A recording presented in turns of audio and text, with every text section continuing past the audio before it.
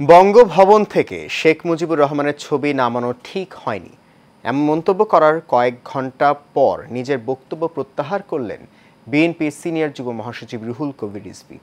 দুপুরে এক বিবৃতিতে নিজের বক্তব্য প্রত্যাহারের বিষয়টি গণমাধ্যমকে জানান তিনি। বিস্তারিত জানছেন রিপোর্টার শফিকুল ইসলাম, ক্যামেরায় ছিলেন আনসারুল ইসলাম। জাতীয় নির্বাচনকে সামনে রেখে জনগণের প্রত্যাশা পূরণে কাজ করছে বিএনপি।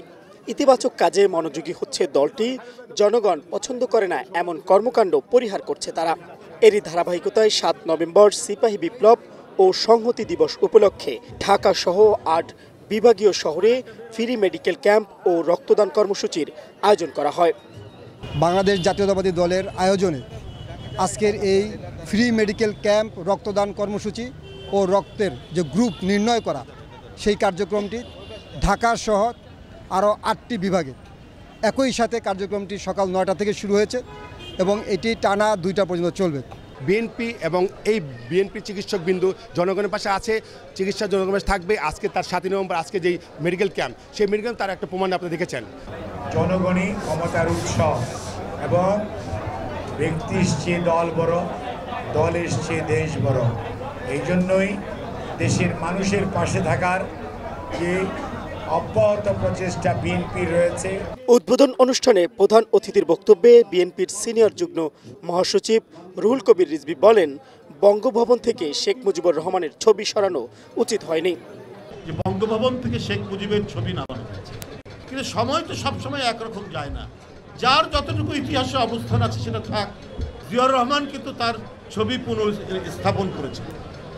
আমি মনে করি তার ছবিটা নামিয়ে ফেলাটা উচিত হয়নি।